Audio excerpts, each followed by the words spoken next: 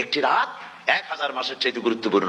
1000 মাস calculator দিয়ে হিসাব করলে দেখা যায় যে 1000 মাসে 83 বছর 4 মাস হয়।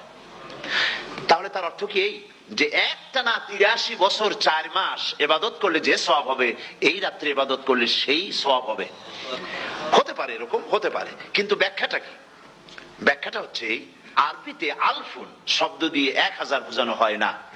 আরবিতে যখন আলফুন বলা হয় তাহলে বোঝা যায় সংখ্যাধিক্য, বিপুল সংখ্যা, হাজার হাজার হাজার হাজার, থাউজেন্ডস এন্ড থাউজেন্ডস। এইটাকে বোঝানোর জন্য আরবিতে ব্যবহার করা হয় আলফুন, হাজার হাজার।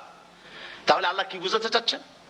আল্লাহ রাব্বুল আলামিন তিনি আয়াত দ্বারা বুঝাতে চান, এর ব্যাখ্যা হচ্ছে এই পৃথিবীর মানবতার কল্যাণের জন্য, এই পৃথিবীর মানুষের ভালাইয়ের জন্য, মঙ্গলের জন্য হাজার হাজার মাস ধরে এই পৃথিবীর মানুষের যে কল্যাণ হয় নাই, এই রমজান মোবারকে একটা রাত আছে যেই রাতে আল্লাহ রাব্বুল আলামিন মানবতার সেই কল্যাণ করেছেন। সেই কল্যাণ কি দিয়ে করেছেন?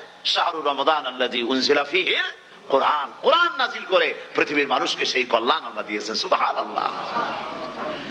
বন্ধুগণ, কোরআন, কোরআন কি নিয়ামত আমাদের কাছে! সেই নিয়ামতকে আমরা চিনলাম না, আমরা বুঝতে পারলাম না কত বড় নিয়ামত আল্লাহ আমাদের দান করেছেন।